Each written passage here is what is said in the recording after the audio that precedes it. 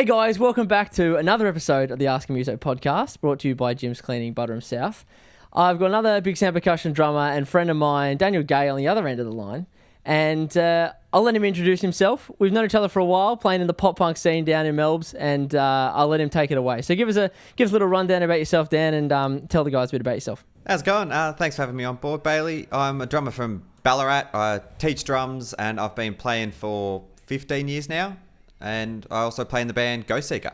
Awesome sauce. Well, I think I'd like to start with the drum teaching. I haven't really delved into that since moving up to Queensland, but I've been consistently watching you do your digital lessons and all your online stuff. Give me sort of a run through. How did you sort of get into that? Was it working with DK and doing all that stuff and doing lessons with him? Or how did you sort of get into that digital sphere of going, let's do online lessons and sort of see how we go? I think the online lessons was really just the COVID push. Like, most of my base is still in-person lessons, but it's more of a resource I use for COVID. But if anyone ever wants to use it sort of outside of that, I'm always like, sweet, I'm happy to do that if that's what you want. But basically, yeah, it was just COVID, and I already had the gear because I'd already gotten like my interface and all that sort of stuff. So then it was just a matter of figuring out, okay, how do I get this to actually do its thing that it needs to do?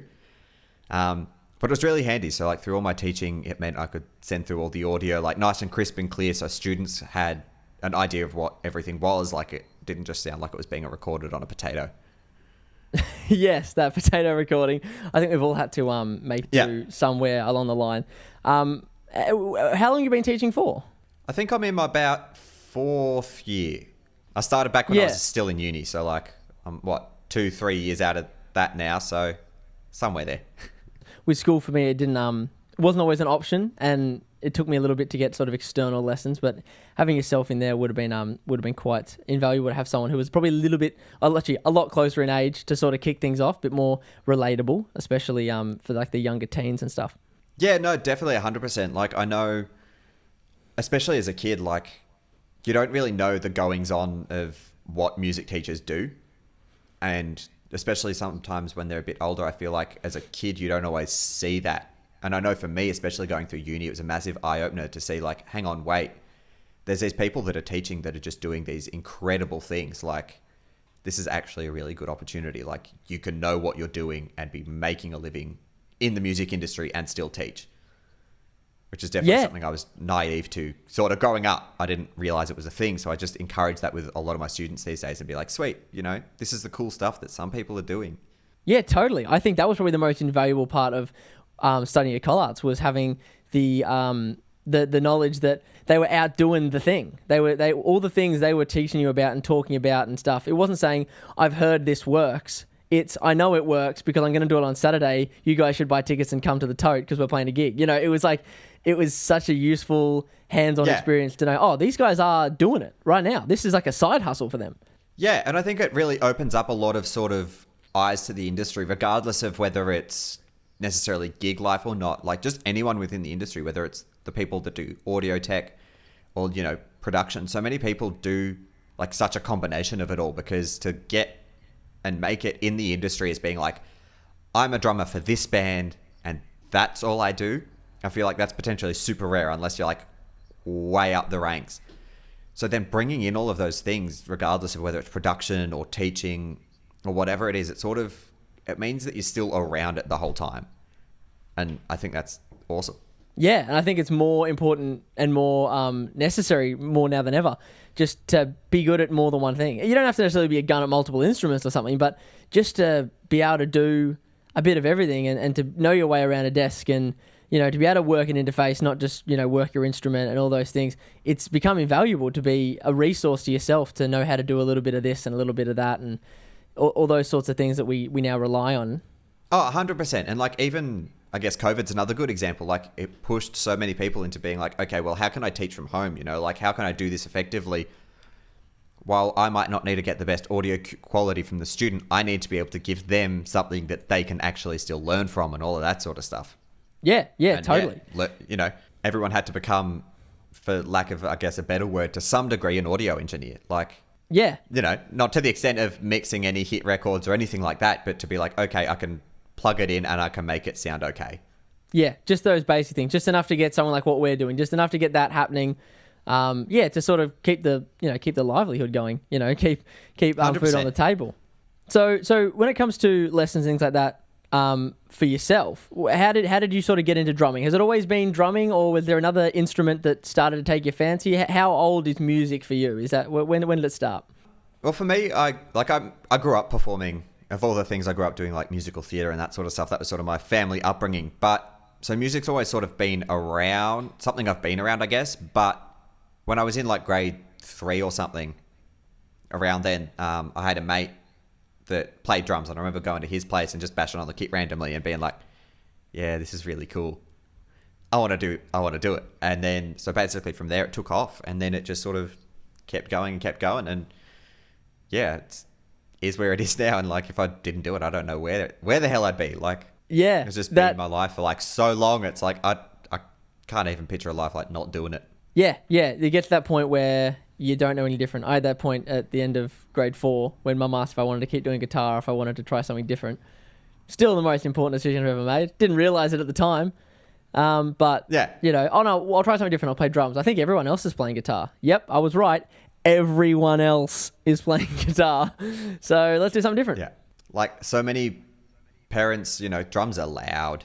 And I mean, there's electronic options there too as well. So I think that definitely sometimes plays a bit of a role in it. And, guitars are cheap to pick up. So like, I think a lot of that always plays into it. But yeah, for those, that have the support network to go, hey, yeah, let's try it, Go, oh, you've played guitar? Sweet, now let's give you something else, That's always awesome to see. And I love seeing that from parents and all of that sort of stuff. Yeah, that must be so awesome from your point of view, dealing with younger kids, to know that you're not dealing with a bunch of parents that go, oh, gosh, help my ears, because that's enough to get someone to go, oh, don't worry about it, it's all good.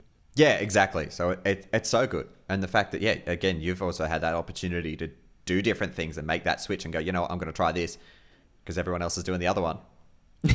Yeah, literally. For sure. I'll skip ahead a little. I'll skip ahead a little to basically the pop punk scene. All the many bands the pair of us shared quite a few different names throughout the times. Yeah. In high school and stuff like that. I suppose where did you get into like sort of the pop punk thing, and what would you consider, I suppose, maybe your first serious band? I guess for me, I was always like into that music. That was always sort of my thing, I guess. Like, it's sort of like the development through high school, then I sort of landed at the pop punk metalcore sort of area, and then getting into like the scene as in like around Melbourne and everything. It was mainly probably through Falling Infinite, which was someone that was a few years below me in my high school managed that band as such, and they were just like a Ballarat band, local band, and they got me on board to play some drums, and this was like the first proper band I'd ever really done anything with. And then we did some bits and pieces, and we just sort of kept building a little bit, and we managed to pull out a few good gigs, like Wrangler, and I think we managed to play like I Set My Friends on Fire as well, which was sick. And that just sort of introduced us to the whole sort of scene around Melbourne and all of that sort of stuff. And then that sort of developed into the next few iterations. But realistically, I guess Falling Infinite was my first serious band that got me into the scene and everything, which was sick. Yeah. And I remember Falling Infinite and Anyone and all those things through Chelsea Avenue and Post Pacific, and that sort of the different iterations with same people as it sort of evolved. And it was around that same time where I was like, I think Chelsea Avenue was like my first proper band. I played a proper gig at a pub where alcohol was served and things like that. That was a bit of a big deal and stuff like that. And I suppose from there, where did you have like an aha moment where you went, yeah, okay, whatever occurs, I'm going to find myself some way to do this for good in some capacity? Or were you just like, oh, this is really fun, and as often as I can play this, that'd be fun too? I think realistically, like, that aha moment really happened during Falling Infinite, like starting to play gigs and just have that energy and that vibe around them, and all of that sort of stuff was sort of okay, I definitely want to do this. Like, I already knew I wanted to do music and that sort of stuff, but in terms of knowing for sure, like, this is where I want to play live gigs, I want to have my own band or whatever that I play with and that sort of stuff, that was where that ticked off. And then sort of as it all progressed, it was sort of like, yeah, I definitely want to do this. Like, this is where I want to be. Yeah, for sure. And that doesn't just wash out in the wash. That stays with you, especially more so now than ever. That definitely 100%. Definitely stays with you. So tell me about the latest project. Tell me about GHOSTSEEKER. Tell me about what you guys are up to at the moment and sort of everything regarding the new band. Sweet. Yeah. So that was sort of I'll go from the beginning, basically. Steve Canatelli, who a lot of people will know, he had a post up on Facebook, and I shot him a message and was like, hey, I think it was a comment even, and said, hey, look, I'd be keen, like, what have you got? The band I was actually applying for was Drastic Park. Oh, who are they? At the time, yeah, I know. Some shit band. We had played with Letters to Amara in the past, so Tim had me on Facebook as well, and he saw my comment. So he was like, oh, well, this dude's looking for a band, and he's a good drummer. Let's hit him up, let's see what happens. After a few weeks, they were like, yeah, sweet, we'll get you on board. They'd already been in the studio with Ione from Ocean Sleeper, working with him as a producer, writing EP, all that sort of stuff. So it was really good. We already had content there. It was just a case of jump in, start learning it, and all that sort of stuff. And then sort of where it sort of wraps back around on itself is we ended up with Breeny from Storm the Sky and Steadfast, which is Joe's old band, who's now playing for Jurassic Park. Yeah, that's crazy. Yeah. Oh, it's funny how it all comes around, goes around. I do miss that, like sort of that Melbourne music scene thing where everyone is with someone eventually, or someone comes back to this one, or all the different bands, they all swap things and stuff. It's definitely a pretty awesome project that you guys are cooking along at the moment, and it's something about having substance and having something already sort of that you can just basically launch from, rather than being all those high school bands where we had a couple of covers of Blink that we all liked, and then we had one original song, and then we tried to make a half an hour set out of it. When you have something, you can really just leap and go, this is our product, this is what it looks like. And if anyone who's seen any of your stuff will see that it's very high quality, and all that video clip stuff for the singles and things like that. This is us. And then just hand it to them. This is what we look like. This is what we sound like. Your move, sort of thing. Yeah, 100%. And then also, like, just having all these people that have got this experience. Like, I know for me, at least in retrospect to the rest of the band, I'm still quite young. So having the people like Celeste and Breeny who have been around the traps for so long, they know so many people, so they know how to do it. And, of course, Ione as well, like all of his genius behind it all. They just all know so much. So then to be able to jump into that and be like, okay, sweet, I'm with people that know what they're doing and all of that sort of stuff. And it's just like, just do my thing. That's a big thing. I think that's a big thing that goes understated, and maybe people don't realize it until they've been in a band that really works and that all the cogs turn.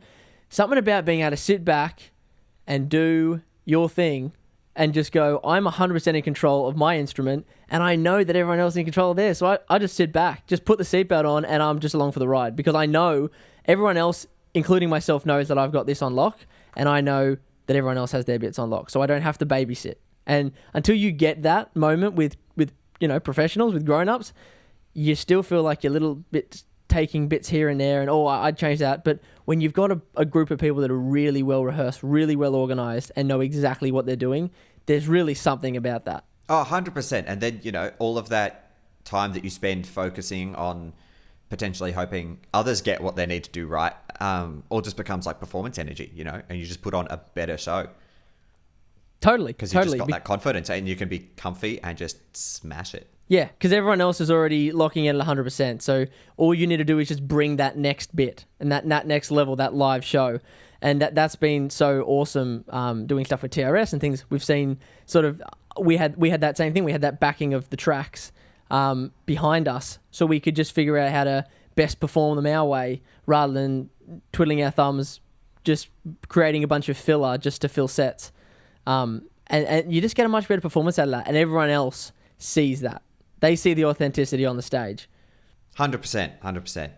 To jump over to the big sound stuff, how did you get into big sound percussion? How long's the story been for you, getting in touch with Steve and sort of where we are to now? Geez, the story for that is that's even pre-BSP. So this goes back to Falling Infinite days. Yes, I do remember him mentioning this, because I remember when big sound percussion and you became an item sort of thing. That's when I first sort of noticed the brand, seeing it with you, and that's sort of what pushed my hand to put my hat in the ring, but I know that there is a story that goes before that. Yeah, so I was originally with Collision because Steve picked me up at Bang. He saw us play a Blink-182 and Green Day cover set at Bang, back with Falling Infinite, and he just loved my playing, loved my energy. So he's like, I want to endorse you. And then I forget whether it was then and there where it happened or whether there was a couple things like, and it waited a little bit longer till we sort of finalized it all. That little bit, I'm not entirely sure. That may have even waited till like Misadventure really hit, but he sort of then hit me up again and was like, yeah, let's do this. Like, this is sick. Then Steve changed over to Big Sound and started that up. And to start with, I was sort of like, you know, with all respects, like, you're absolute legend. Thank you for all your help and your support. I think I should probably stay with Collision, these being sort of a little bit of an established brand. I thought that, you know, for me as an artist, that's probably the best decision to do for reputation and all that sort of stuff. But then I had a couple issues with him. So I just hit up Steve and he was just straight away, he was like, yeah, we'll have you on board. Like, I'd love to. And then, yeah, it's been, you know, pain-free ever since. It's just been great. And, you know, I stock the sticks and sell them to some of my students and all that sort of stuff as well. Oh, that's so, yeah, awesome. It's been really, really good. So, yeah, I've known him for like 5 years now or whatnot. Yeah, because I remember he when I first hit him up and asked stuff, he said, gave a bit of a brief rundown of that story and sort of started it up and was like, he's like, bloody, I got to give it to him. His loyalty is unwavering. So I had to figure out some way, and then as it ended up, all the ducks fell in a row. But it is, you know, it is a quality product, and it's cool that you sell them off to the students too. That's pretty awesome as well. Yeah, and like just the community around it now as well, like especially with the work James does with it as well. Like everyone's just trying to support each other and lift each other up, and you know, building those sorts of communities within the music environment is just super important. Yeah, and for the most part, we do a fair bit of work. Like we do all the things that you can do for free. We manage to do like all the sharing, all the liking, all the commenting on this, you know, buy that t-shirt, all those sorts of things. We've built such a community together when we're not allowed to see each other. Obviously, you guys get together as you do, but JP and I in the Republic of Queensland. But now it's an opportunity potentially in the future for us to, you know, turn the gain up to 11 and get together and be quite a galvanizing force. And you know, you're on my tour and he's on my tour and she's doing this song with us, and the opportunities are endless. And we've built such a family connection, galvanized with James and the work he's doing with Steve and stuff like that. It's so exciting to have all these things coming up. Yeah, 100%. And like just the way, again, the way we can all work together and do all that sort of stuff, you know. Analog Hope are playing gigs with Jurassic Park and Catholic Guilt and doing all sorts of stuff, you know, and we're pulling each other onto gigs where we can, you know, because we all just want to support each other and be like, sweet, I love these bands, I love these people, we want to do this together. Totally. And that just is the essence. That's the essence of it all, and that's the whole reason you do it. Like the music part's great, but how good is it playing with your mates? Like how good's that? Yeah, it's the best ever. Like I wouldn't trade it for the world. No, absolutely. What are you working on at the moment? At the moment, I've got another sort of second project that's sort of piecing together slowly. Not that I've got much to say about that right now. Hopefully soonish along the pipeline. Probably a bit more towards next year. And then in terms of GHOSTSEEKER, it's just basically we've got the EP and whatnot that'll come out eventually.